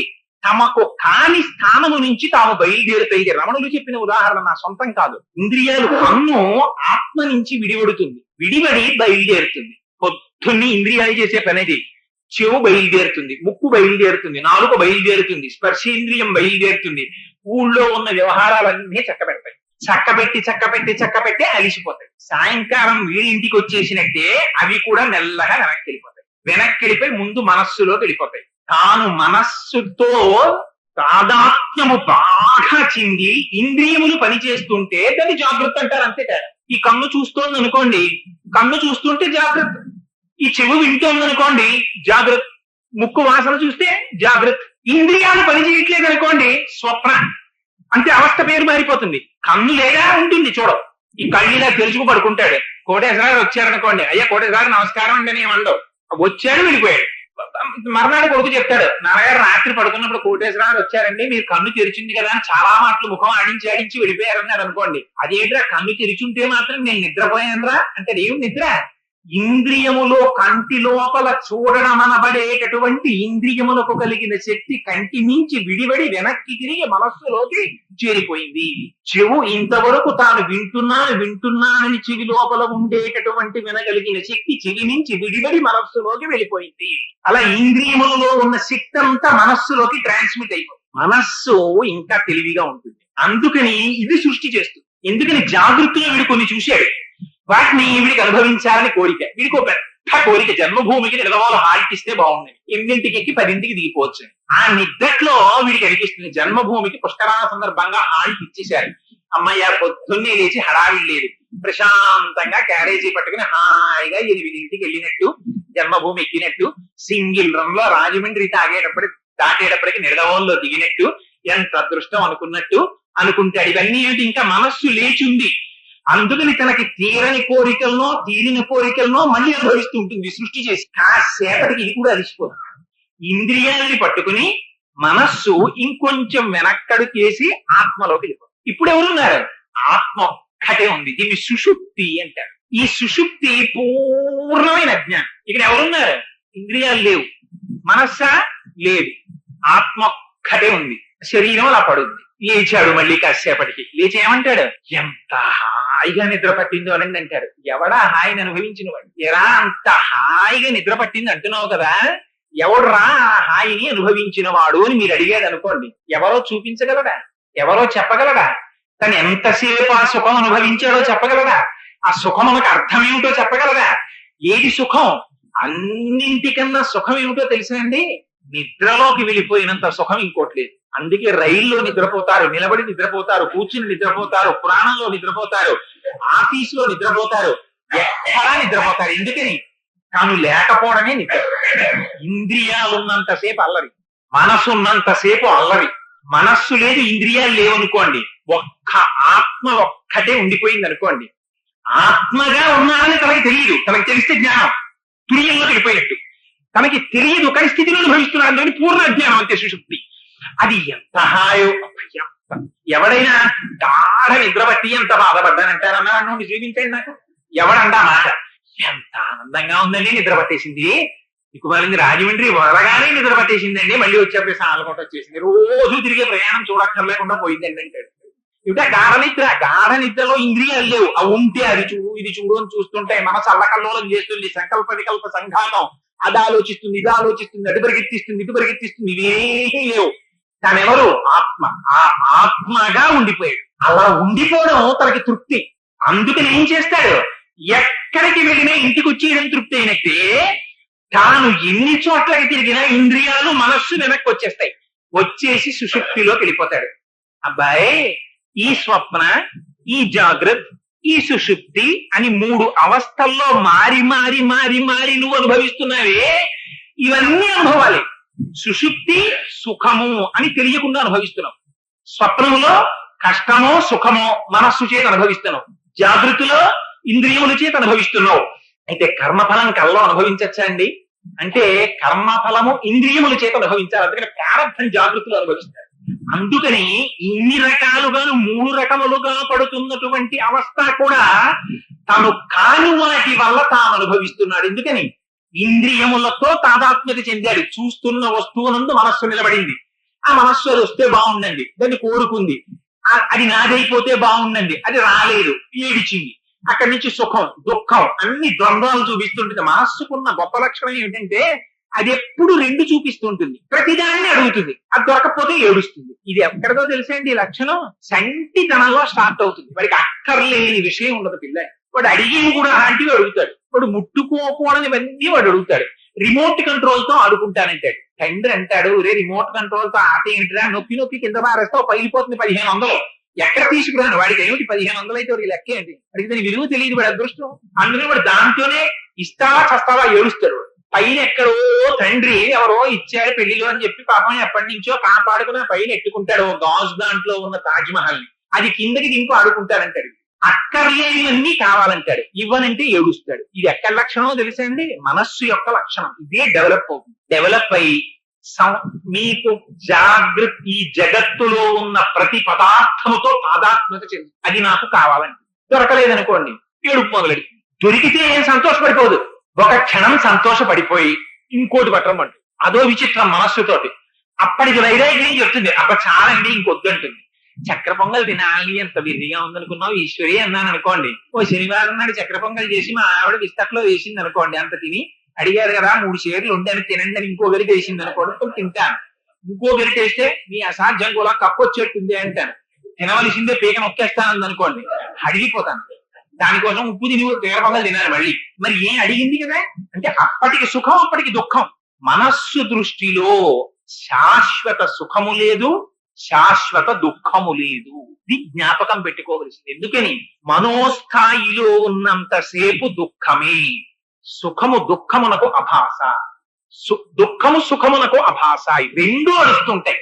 రెండు కాని స్థితి ఇప్పుడు తన ఆత్మగా నిలబడినప్పుడు అది నీ స్వరూపం. ఇవేది నీ స్వరూపం కాదు, ఇంద్రియాలు కాదు. ఇది శంకరాచార్యులు వారు దక్షిణామూర్తి స్తోత్రం చెప్పేది.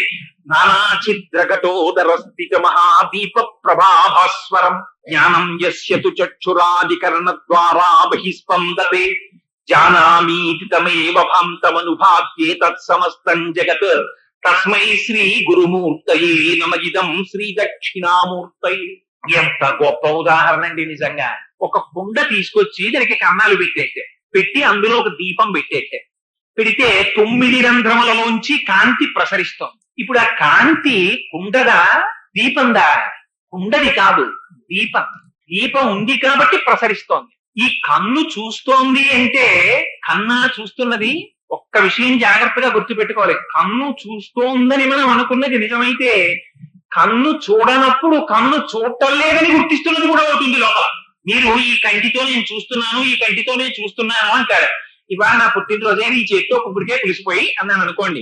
ఓ పక్క మీకు చక్కెర పొంగలి చెయ్యాలి, కుక్కుడికాయ పులుసు పోయాలి, పిల్లకి క్యారేజీ పెట్టాలి. సరే పక్కందరి పుసుక్కుని పోసింది అనుకోండి, కళ్ళల్లోకి దిగింది అనుకోండి.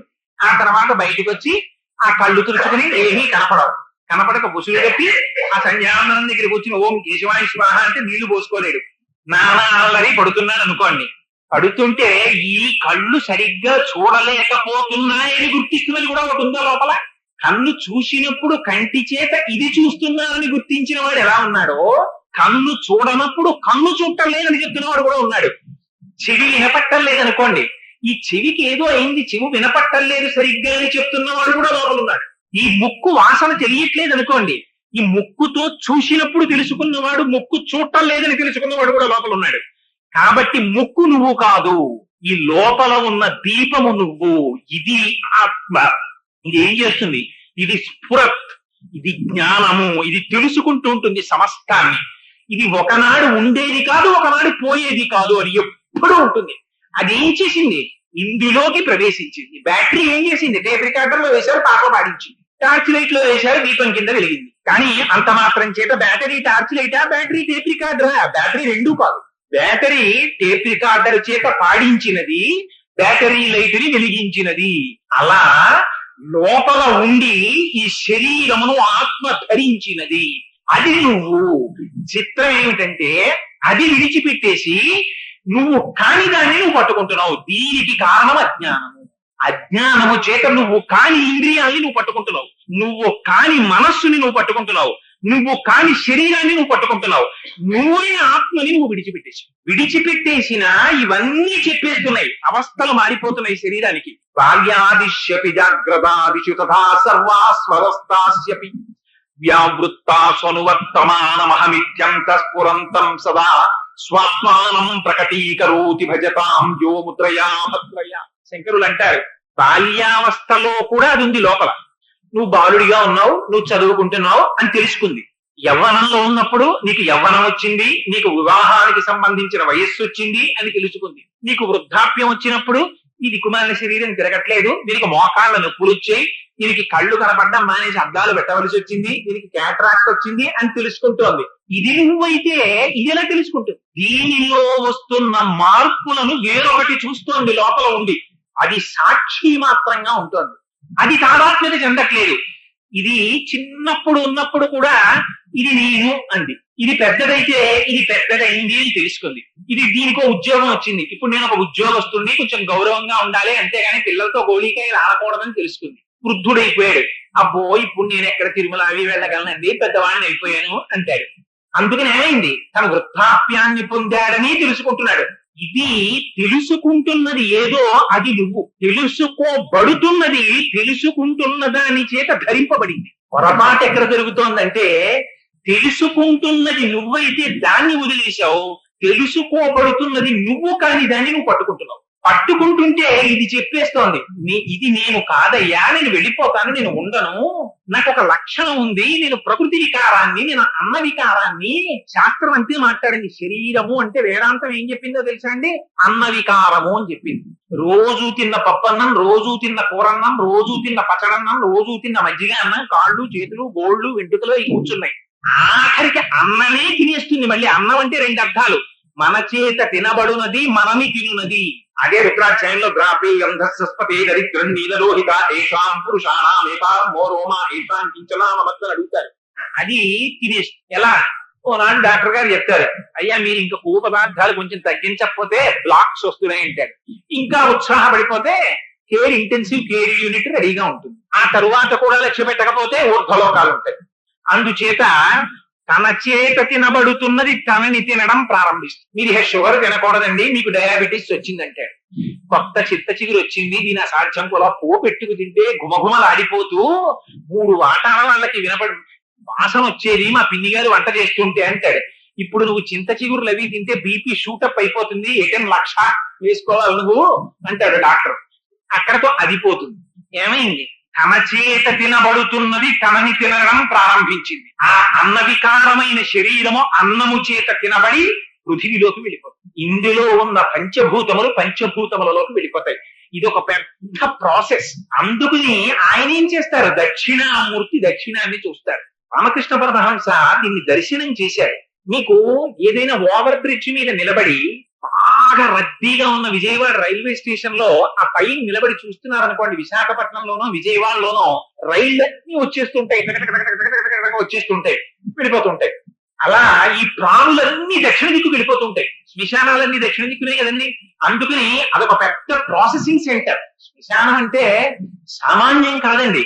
షుగర్ ఫ్యాక్టరీలో తీసుకెళ్లి చెరుకు కర్రలు పారేశారనుకోండి, ముందు రసం తీసేస్తుంది, తర్వాత వడగొట్టేస్తుంది, తర్వాత ఘనీభవించేస్తుంది, తర్వాత ముక్కలు కొట్టేస్తుంది, బస్తాల్లో వేసేస్తుంది, మిషన్ కుట్టేస్తుంది, చెయ్యిని తీసుకెళ్లి లారీలో పారేస్తుంది, లారీ పట్టుకుపోతుంది. అలా శ్మశానం అనేటటువంటిది ఒక పెద్ద కన్వర్షన్ సెంటర్. అది ఏం చేస్తుందంటే శరీరంలో పంచభూతాలు ఉంటాయి. ఈ పంచభూతాలతో ఉన్న శరీరాన్ని అక్కడికి తీసుకెళ్లి పెడితే ఇందులో ఉన్న పృథివిలోకి పంపించేస్తుంది, వాయువుని వాయువులోకి పంపించేస్తుంది, అగ్నిని అగ్నిలోకి పంపించేస్తుంది, జలాన్ని జలంలోకి పంపించేస్తుంది. ఇలా ఏ భూతాన్ని ఆ భూతంలోకి ట్రాన్స్మిట్ చేసేస్తుంది. పిండాండంలో ఉన్న పంచభూతాలు బ్రహ్మాండంలో ఉన్న పంచభూతాల్లోకి వెళ్ళిపోతుంటాయి. పెద్ద కన్వర్షన్ సెంటర్, అందులో వెళ్ళిపోతుంటాయి. అలా వెళ్ళిపోయేది ఇది. దీన్ని పట్టు కూర్చున్న వాళ్ళందరూ అటువైపు వెళ్ళిపోతుంటారు. అందుకని అటువైపుకి మేము వెళ్ళాం, మాకు ఆ శోకమోహాలతోటి జరామరణాలతోటి మాకు అక్కర్లేదు. ఇక మేము తిరిగి రాని స్థితిని పొందుతాం. మేము మళ్ళీ మళ్ళీ ఇంకొకసారి అక్కడికి వెళ్ళవలసిన అవసరం నాకు లేదు. ఇదే తుద జన్మ. ఇక ఈసారే కట్టె శ్మశానానికి ఎడుతుంది, వేరొకసారి నాకు అమ్మ కడుపులో నేను పడుకోను అన్నవాడు దక్షిణామూర్తి స్తోత్రం విని ఉత్తరముఖం చూస్తాడు. దక్షిణామూర్తి అంటే దక్షిణ అంటే సామర్థ్యం, అమూర్తి అంటే రూపం లేదు. ఆత్మకి రూపం లేదు, అమూర్తి అయి అపారమైన శక్తివంతుడైన వాడు, దక్షిణ దిక్కుని చూస్తున్నవాడు. అంటే గురువు మరణమునకు భయపడడు. ఎందుకని? జ్ఞానం ఉన్నవాడు కాబట్టి. మరణం దీని కొద్ది నాకు లేదంటాడు. రమణులు ఎప్పుడైనా భయపడ్డారా మరణం గురించి? ఎందుకని? నేను మరణించడమే, నాకు మరణించడానికి నాకు మరణం ఎక్కడుంది, నేను ఆత్మని, నేను శరీరం కాదనేవారు. మిగిలిన వాళ్ళందరూ ఏమంటారు? అమ్మ బాబోయ్, దక్షిణ దిక్కుకి తిరిగి సంధ్యావందనంలో తప్పవాడు ఫోటోకి దండం పెట్టాడు. అక్కడ యమధర్మరాజు గారు ఉంటారు దక్షిణ దిక్కున. అయ్యో పాపం వీడు రోజు దండం పెడుతున్నారని ఆయన కటాక్షిస్తే ఏం చేస్తారు?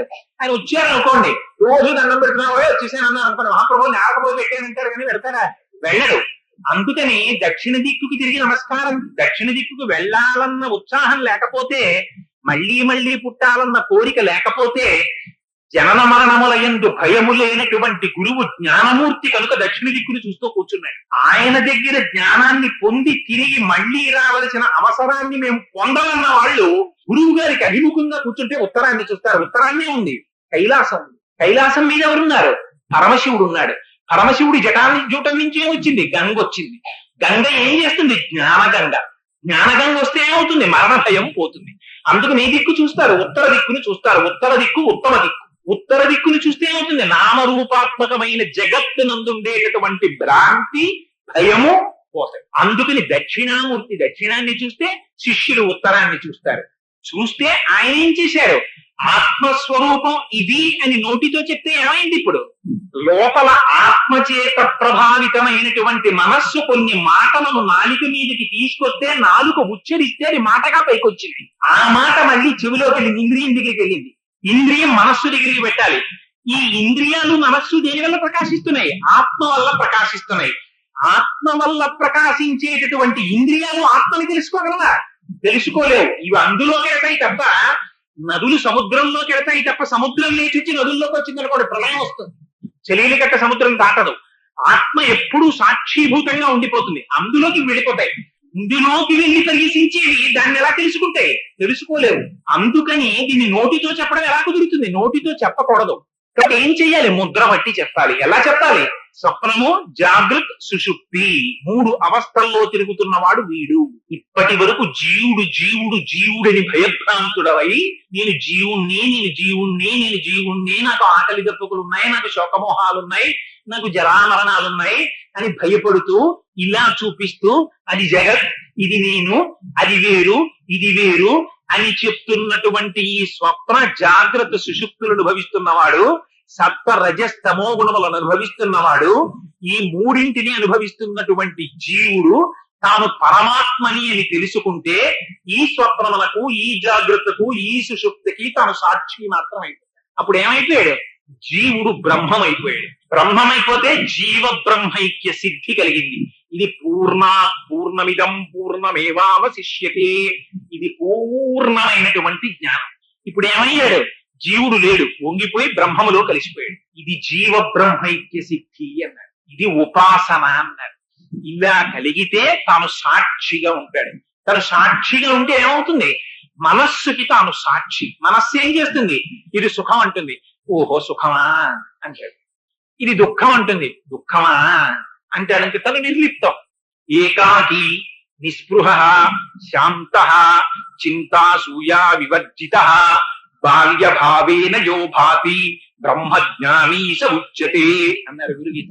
ఆయన ఏకాకి, ఆయన ఏమి లేదు, ఈ ప్రపంచం అంతా ఆయనకి కనపడదు, ఈ సూపర్ ఇంపోజిషన్ లేదు. జ్ఞాననేత్రం చేత దేన్ని చూస్తుంటాడు అంటే ఏమండి మరి అంతా బ్రహ్మ అన్నారు కదా, అంతా బ్రహ్మమైనప్పుడు గోడా బ్రహ్మం నేను బ్రహ్మం గోడని గుద్దుకుంటే ఏమవుతుందండి? వితర్కం.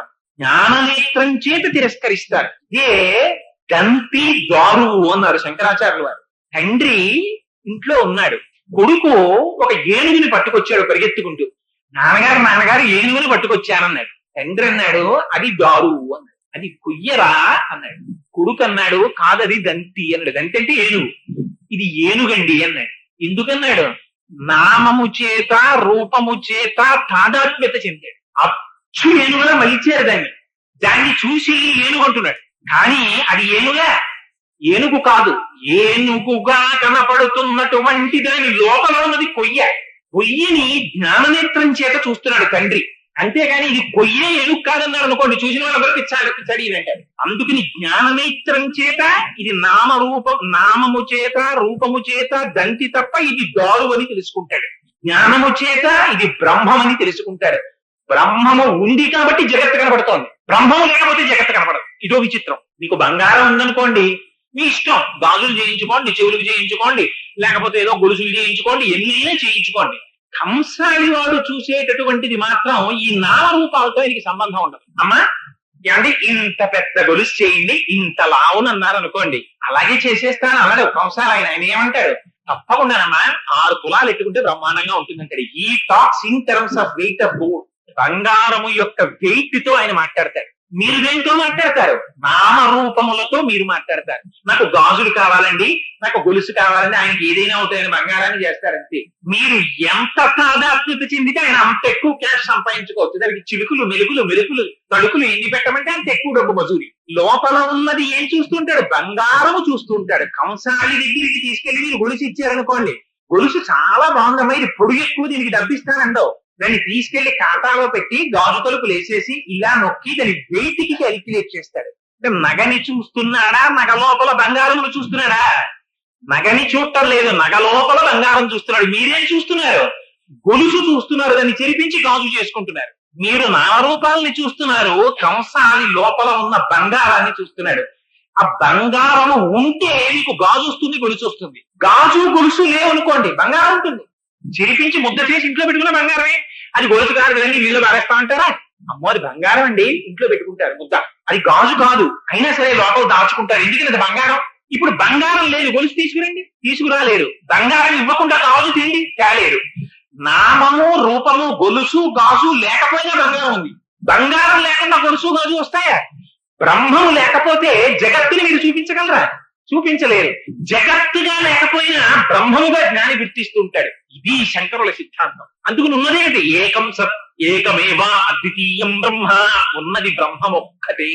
ఈ జ్ఞానము దక్షిణామూర్తి స్తోత్రం వల్ల కలిగితే ఈ జ్ఞానము చేత విశ్వాత్మత్వమితి స్ఫుటీకృతమిదం యస్మాదముష్మిన్స్తవే తేనాశ్వత్ శ్రవణాత్ తదర్థమననాధ్యానాచ్చ సంకీర్తనాత్ సర్వాత్మత్వమితి స్ఫుటీకృతమిదం యస్మాదముష్మిన్స్తవే తేనాశ్వశ్రవణాత్ తదర్థమననాధ్యానాచ్చ సంకీర్తనాత్ సర్వాత్మత్వ మహావిభూతి సహితం సాగీశ్వరత్వం స్వతః.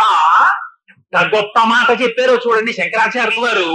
ఈ ఆత్మజ్ఞానం నీకు తెలిసిపోతే అంతటా ఉన్నదానికన్నా భిన్నం నువ్వు కావు. కాబట్టి ఈ స్థాయిలో నిలబడగలిగితే, చెప్పడం కాదు, అలా నిలబడగలిగితే ఇక్కడ ఉన్న నువ్వు అమెరికాలో ఉన్న ఆత్మ కన్నా భిన్నం కావు. ఈ స్థాయికి వెళ్ళిపోతే, తురీయంలోకి వెళ్ళి సాక్షిగా ఉండడం తెలిస్తే, రమణులు ఒకసారి కూర్చున్నారు ఆశ్రమంలో. కూర్చుంటే ఎక్కడో అమెరికాలో పనామాలో ఒక చిన్న గ్రామంలో సముద్రపు ఒడ్డున 7వ బెంచి మీద కూర్చునే 2 దంపతులు ఉండేవాళ్ళు. వాళ్ళు పేపర్లో రమణ మహర్షి గురించి చదివారు. చదివి రోజు వాళ్ళకు వచ్చిన డబ్బుల్లో కుండ పెట్టుకుని అందులో డబ్బులేసి దాచుకుని విమానం టికెట్ కొనుక్కుని ఇండియా వచ్చి అక్కడి నుంచి రైలు ఎక్కి మెడ్రాస్ వచ్చి కారు ఎక్కి తిరువన్నామలై వెళ్ళారు. వెడితే రమణులు కూర్చుని ఉన్నారు హాల్లో సోఫా మీద. వాళ్ళు చూసి సంతోషపడిపోయారు. వాళ్ళు వచ్చి కూర్చున్నారు. రమణులు అన్నారు, వాళ్ళు నోరి విప్పి రమణులతో మాట్లాడలేదు, రమణులు అంతకు ముందు వాళ్ళతో మాట్లాడలేదు. అక్కడి నుంచి వచ్చారా, పనామా నుంచి వచ్చారా నా కోసం, ఇంత ఖర్చు పెట్టుకున్నారా, సముద్రపు ఒడ్డున 7వ బెంచి మీద కూర్చుని నా గురించి ఆలోచించారా అన్నారు. ఎలా తెలుస్తుంది? సర్వాత్మత్వమితి స్ఫుటీకృతమిదం యస్మాదముష్మిన్స్తవే. ఆ సర్వాత్మ భావన తెలిసిపోతే, ఆ తురీయానికి వెళ్ళిపోతే భూత భవిష్యత్ వర్తమాన కాలములలో ఉన్న సమస్తము తనకి భాషిస్తాయి. కానీ భాషించినా దాని వల్ల అష్టసిద్ధులు వచ్చేస్తాయి. తను ఎక్కడికి కావాలంటే అక్కడికి వెళ్ళిపోతాడు. తను ఏం చూడాలంటే దాన్ని చూసేస్తాడు. దూరశ్రవణం, అన్ని యోగ సిద్ధులు వస్తాయి. శంకరులు ఒక గొప్ప మాట చెప్పారు. ఇది మనం గుర్తు పెట్టుకోవలసినటువంటి మాట. ఈ వచ్చినటువంటి సిద్ధులన్నీ ఎటువంటివో తెలుసా అంటే, శంకరాచార్యుల వారి శిష్యులు మళ్ళీ దీనికి వార్తికం రాశారు. దక్షిణామూర్తి స్తోత్రానికి సురేశ్వరాచార్యుల వారు అనుకుంటారు. మానసోల్లాసము, నాకు జ్ఞాపకం ఉంటే ఆ పేరు కరెక్ట్. మానసోల్లాసం అని వార్తికం రాశారు. అందులో ఆయన ఒక ఉదాహరణ చెప్పారు. అగ్నిహోత్రం దగ్గర నిలబడి భర్తకి పదార్థాన్ని ప్రాసంగిక ప్రయోజనములు, వాడికి ఆత్మ సిద్ధాంతమే కావాలి, వీటిని వాడు పట్టించుకోడు. దాన్ని ఎలా తిరస్కరిస్తారో తెలుసా అండి? ఆ వచ్చిన యోగ సిద్ధుల్ని వాళ్ళు ప్రదర్శించరు, వాటి జోలికి వెళ్ళరు. అసలు దాన్ని ఎలా తీసేస్తారంటే వాయుసపిష్టం అన్నారు. కాకి పెంటని ఎలా దిలిపేస్తారో పుల్లతోటి, తనకొచ్చిన సిద్ధుల్ని అలా తీసేస్తారు. అదే సుందరకాండలో హనుమ ఆ ఆకాశ మార్గంలో వెళ్ళిపోతున్నప్పుడు మైనాకుడు మొదలైన వారు కనబడితే, ప్రీతోస్మి కృతమాతిథ్యం మంజురేషోపనీయతాం తరపే కార్యకాలోమే అహస్యాప్యతి వర్తపే ప్రతిజ్ఞాతమయా దత్తానస్థాతం విమిహాంతరే అని చెప్పి బయలుదేరి వెళ్ళిపోవడం. అందుకని ఆ దక్షిణామూర్తి స్తోత్రం అంత వైభవోపేతమై జనన మరణాతీతమైనటువంటి స్థితిని, ఈ మాట ఎప్పుడైనా పరమేశ్వరుడు నన్ను కటాక్షిస్తే, నా చేత చెప్పించాలని సర్వేశ్వరుడు సంకల్పిస్తే, దక్షిణామూర్తి స్తోత్రంలో ఉండేటటువంటి ప్రతి శ్లోకానికి వ్యాఖ్యానం చేసేటటువంటి అదృష్టాన్ని పరమాత్మ కటాక్షించుగాక. ఎందుచేత అంటే అందులో ఒక్క శ్లోకాన్ని తీసుకున్నాను అనుకోండి, చాలా కష్టం, అంత తేలిక కాదు దాన్ని చెప్పడం. అవర్స్ టుగెదర్ పడుతుంది దానికి ఇలస్ట్రేట్ చేస్తూ వెళ్ళడానికి. ఎందుకంటే శంకరులు పెద్ద పెద్ద స్టేట్మెంట్స్ ఇస్తారు. తీసుకోవచ్చు. ఎంత గొప్ప స్టేట్మెంట్స్ ఇస్తారంటే, మీకు మొట్టమొదటి శ్లోకంలోనే విశ్వం దర్పణ దృశ్యమాన నగరీ తుల్యం నిజాంతర్గతం అంటారు. అర్థంలో జగత్ ప్రతిబింబంగా కనపడినట్టు జగత్తు నీలో ఉంది, కానీ జగత్తులో నువ్వు లేవు. ఎవరు ఒప్పుకుంటారండి? నేను జగత్తులో లేనండి, జగత్తు నాలో ఉందంటే ఒప్పుకుంటారా? ఇక ఇప్పుడు దీన్ని సబ్స్టాన్షియేట్ చేస్తారు. చేసి ఇంకా శ్లోకాన్ని తీసుకెడుతుంటే ఒక గొప్ప తన్మయావస్థ, పరమసత్యాన్ని ఆవిష్కరిస్తారు. ఇది చూపించి నేనంటాం, ప్రాణం నేనంటాం, ఇంద్రియాలు నేనంటాం, వీటిని తిరస్కరిస్తారు. దేహం ప్రాణమపీంద్రియత్యపి చలాం బుద్ధిం చ శూన్యం విదు స్త్రీ బాలాంధజడోపమాస్త్వహమితి భ్రాంతా భృశం వాదినః మాయాశక్తి విలాస కల్పిత మహావ్యామోహ సంహారిణి తస్మై శ్రీ గురుమూర్తయే నమగిదం శ్రీ దక్షిణామూర్తయే అంటారు. అద్భుతమైనటువంటి ఈ స్తోత్రాన్ని కేవలం ఆ శ్లోకములను విన్నా, ఆ దక్షిణామూర్తిని దర్శనం చేసిన, మళ్ళీ దక్షిణామూర్తి స్తోత్రంలో ఉన్న గొప్పతనం ఏమిటంటే, నిరాకార బ్రహ్మాన్ని వర్ణిస్తూ సాకార బ్రహ్మాన్ని కూడా చెప్తారు. అందుకే భూరంభాంశనలో నిలోంబర మహార్ణా కోటిమాంసు పుమాన్ ఇత్యాభాతి చరాచరాత్మకమిదం యస్యైవ మూర్త్యస్తకం నాణ్య కించన విద్యతే విమృశతాం యస్మాత్ పరస్మాత్ విభూ తస్మై శ్రీ గురుమూర్తయే నమజిదం శ్రీ దక్షిణామూర్తయే అంటారు. ఏమి స్తోత్రం అండి నిజంగా. అది మనస్సులో తలుచుకుంటుంటే మీరు నడుస్తూ ఉండండి, కూర్చోండి, రైలు ఎక్కండి, ఏం చెయ్యండి, ఆ దక్షిణామూర్తి స్తోత్రం ఒక్కసారి మనస్సులో తిరుగుతుంటే ఎంత ఆనందంగా ఉంటుందో తెలుసా అండి. నిజంగా తెర తీసేసి ఉన్న వస్తువుని ఉన్నట్టు చూపించినట్టు చూపించేస్తారు దక్షిణామూర్తి స్తోత్రం. ఇచ్చాడా, నువ్వు శరీరం కాదురా, నువ్వు ఇంద్రియాలు కాదురా, నువ్వు ప్రాణం కాదురా, లోపల ఉన్న ఆత్మ నువ్వు. ఆ ఆత్మ ఎలా ఉంటుందో, ఎలా తెలుసుకుంటుందో ఎవరు చెప్తారండి? నోటితో చెప్పగలిగిన వాడు ఉన్నాడా? శంకరాచార్యుల వారికి ఏమిచ్చి మనం రుణం తీర్చుకుంటాం? అటువంటి దక్షిణామూర్తి స్తోత్రాన్ని మహానుభావుడు మన కోసం అని అందించాడు. పరమపావనమైనటువంటి స్తోత్రం ఆ దక్షిణామూర్తి స్తోత్రం. ఆ స్తోత్రాన్ని విన్నంత మాత్రం చేత గురుగ్రహం యొక్క కటాక్షం కలిగి సమస్యలకి సమస్యలు విడిపోతాయి, జ్ఞానానికి జ్ఞానము కలుగుతుంది. అందున గురు పూర్ణిమ లాంటి ఇటువంటి పరమ పవిత్రమైనటువంటి సమయంలో అసుర సంధ్య వేళ పరమశివుడికి చాలా ప్రీతి. సంధ్యారంభ విజృంభితం శృతిశిరస్థానాంతరాధిష్ఠితం సప్రేమ భ్రమరాభిరామమ సకృచ్ఛద్వాసనాశోభితం భోగీంద్రాభరణం సమస్త సుమన పూజ్యం గుణావిష్కృతం సేవే శ్రీగిరి మల్లికార్జున మహాలింగం శివాలింగితం అంటారు. 51వ శ్లోకం 100లో శివానంద మధ్యలో పెట్టారు. సంధ్యారంభ విజృంభితం, ఆలోచనకి మధ్యలో ఆత్మస్వరూపమై పరమాత్మ ఉంటారు. అందుకని సంధ్యారంభ విజృంభితం అని మొదలెట్టారు. చంద్రశేఖర పరమాచార్యులు వారు పొంగిపోయారు ఈ శ్లోకాన్ని.